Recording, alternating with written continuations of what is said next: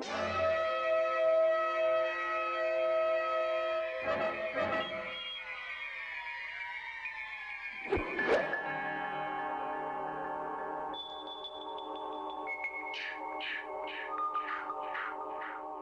a big round of applause to our guests for coming here tonight.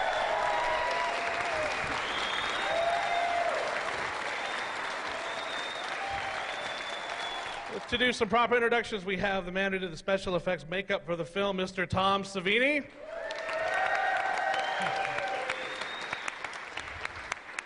We have the man who was the first Jason Voorhees ever, Ari Lehman. The man who helped create the Friday the 13th saga, Victor Miller.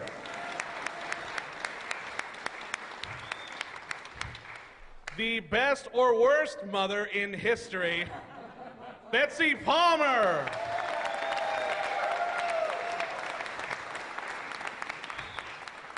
The man who wrote some of the scariest fucking music ever, Harry Manfredini.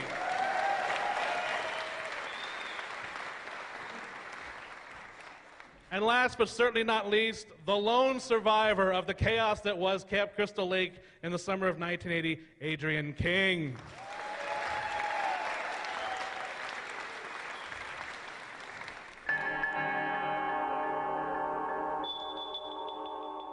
My agent called and said, "How would you like to do a movie?"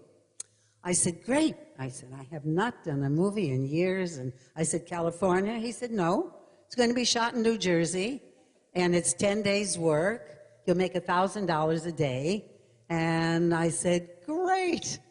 He said, "Well, there's one catch." And I said, "Well, what's that?" He said, "It's a horror film." I said, "Oh, no. No, no, no. Thank you, no. It's bad enough that I know I'm known as a game player doing I've Got a Secret, a game show that I did for 10 or 11 years. And I said, no. And then to be added, a horror film. I said, "Send me the script." He sent me the script. I read it, and I said, "What a piece of shit." Anyway, I said, "Nobody is going to see this thing. It will come, it will go. That's the end of it. You know, I'll do it." I called him, and I said, "I'll do it." That's my part of the story.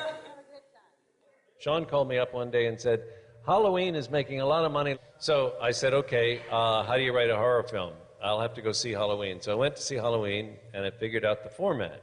Basically, you start with a prior evil that happens before the movie opens. You have a bunch of randy teenagers who are outside the help of formal authority. Adults cannot come and save their asses. And you knock them off one by one, especially the ones who fornicate.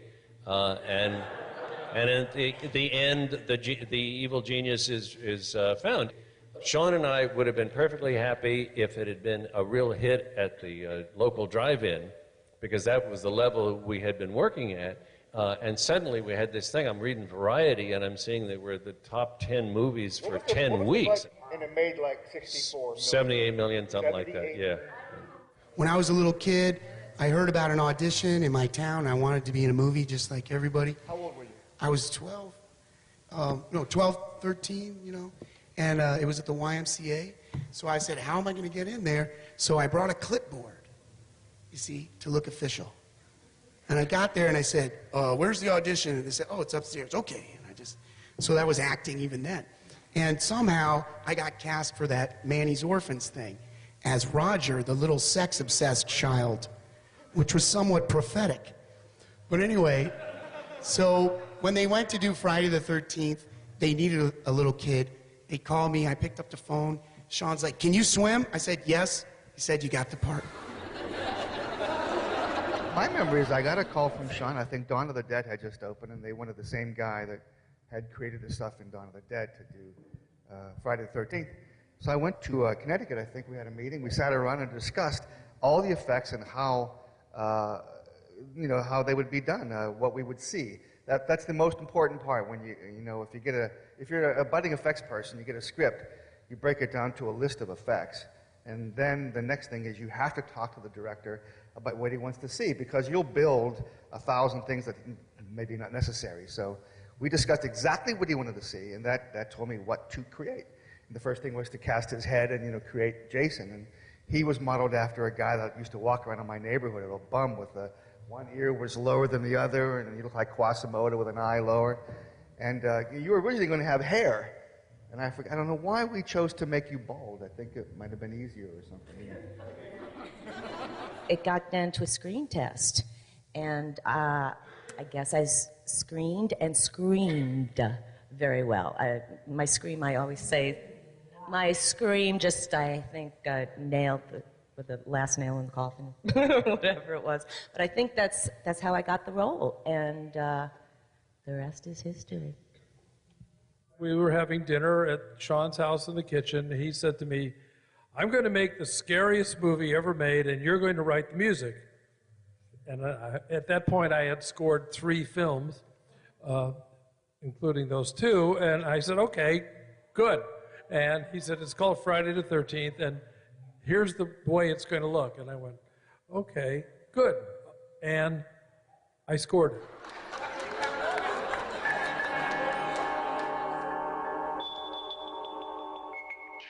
The night I arrived, they shooed me right into Tommy Savini, who was going to do the mock-up of my head. And as I was sitting there and he was getting stuff mixed up in the plaster, you probably remember this, and you gave me a series of Polaroid shots and said, here's the stuff I've been doing. I come upon this one shot and I said, and who is this? And he said, well, that's your son, Jason. And I said, well, why does he look so strange? And he said, well, because he's a mongoloid. I said, what? I said, that wasn't in the script.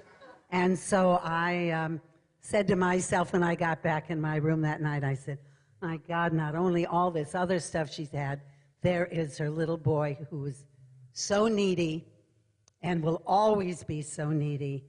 And, I mean, this woman has a great cross to bear.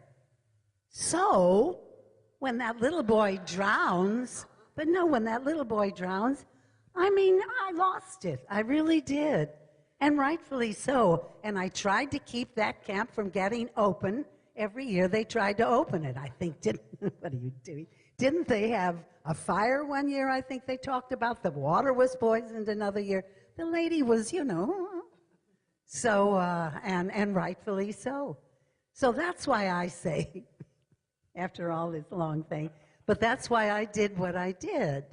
And to me, it's justified. And I don't care. They can put masks, they can put I don't care what on those guys and say, that's her son, that's Jason. Jason's at the bottom of Crystal Lake. Or if he weren't, I never would have done it all.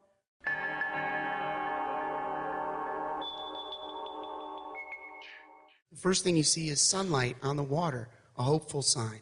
Then you see the hopeful sign. Then you see the policeman coming, which is something like that's authority is coming back. And then, okay, this incredibly beautiful music. And the credits are going to roll in. Yes, and there's even a space left for the credits. So they used every trick in the book. And then as this great, lush violin swell, bam, that's where I come out. So it's like everything was used. You didn't have a chance, people.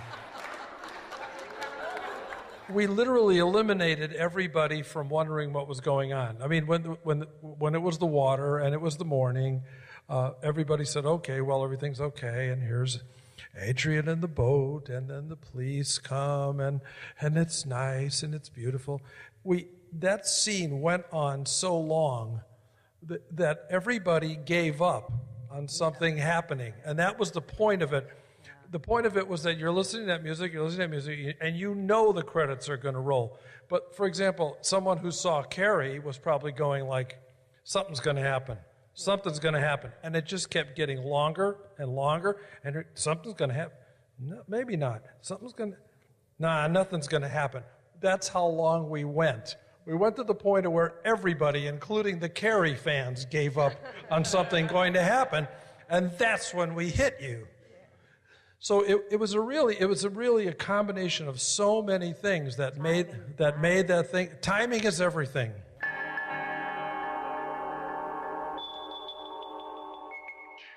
This question's for Adrian. I know you said you were cast because you could scream so well. Can you still scream well, and could you demonstrate? Do we want the mic for this, or? No.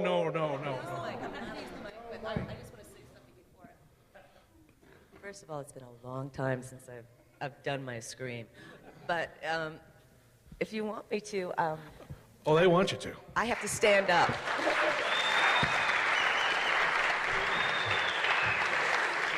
I have to stand up only because it comes from here. It comes from way down here. But now Jason is coming, Okay, and that's what I was going to say. I have to totally, envision this. All right. Let's do Bill on the back of the door. That one freaked me. Okay, because that was... All right, so we have...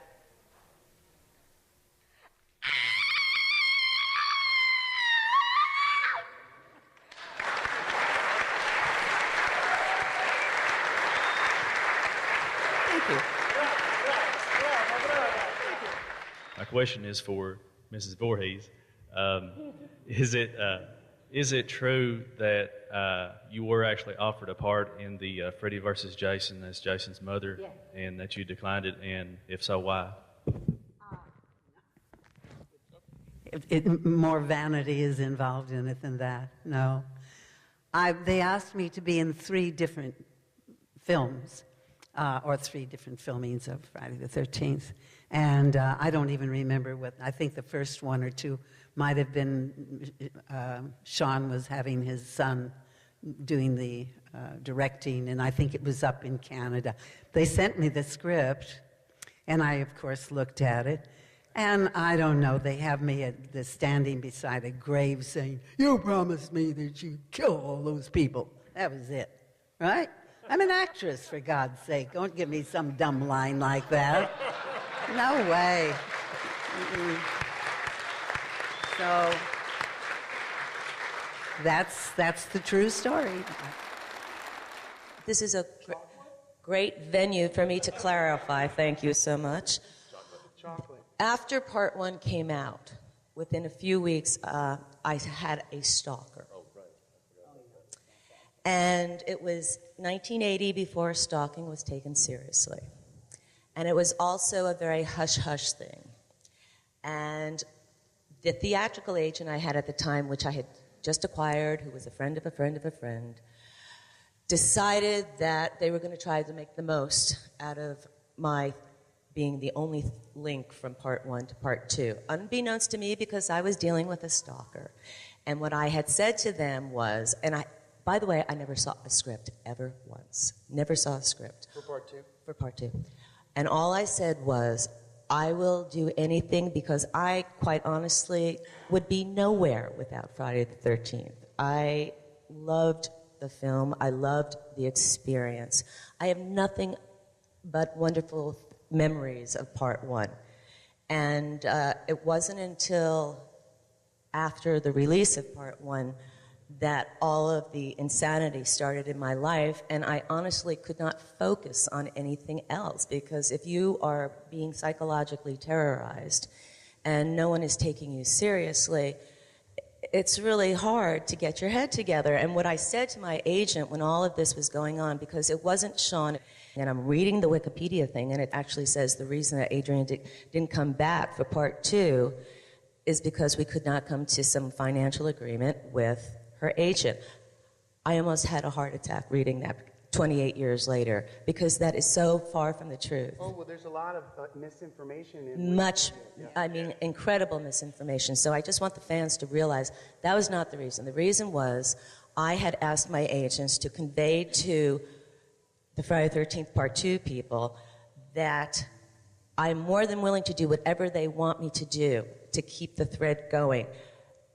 I'd like them to leave me open-ended so I could come back when hopefully my life gets a little quieter. It was just, at some point I will get the strength to really write the whole book down and incorporate it with my art and all of that. But for right now, I just want all the fans to know that the reason I just did the top 20 minutes of the film was honestly, when I got there, I had no clue what I was going to do. I didn't have a script. I came in for the last, it was like one night shoot that was really the night from hell, because there was so much hostility on the set, unbeknownst to me why, mind you. until I actually read that Wikipedia 2 weeks ago. I still could never figure out what was going on. You're so important to me because you've actually been the ones who finally healed me from this whole stalking thing that happened. It's given me closure, and I realized that the reason everybody go through some sort of hell, I went through mine, you go through yours, but I'm getting the blessing. No one gets a second chance like I'm getting now, and I want to thank you all for that. I really do. But as I say, you give us the opportunity, you, the audience, to do what it is that we love doing really more than anything else in this world, and that's to act. And I've been fortunate to have had a career that started in 1949 after I graduated from drama school, and I'm still working. I'm still out doing love letters and things like that, personal appearances, and these conventions. Friday the 13th, everybody.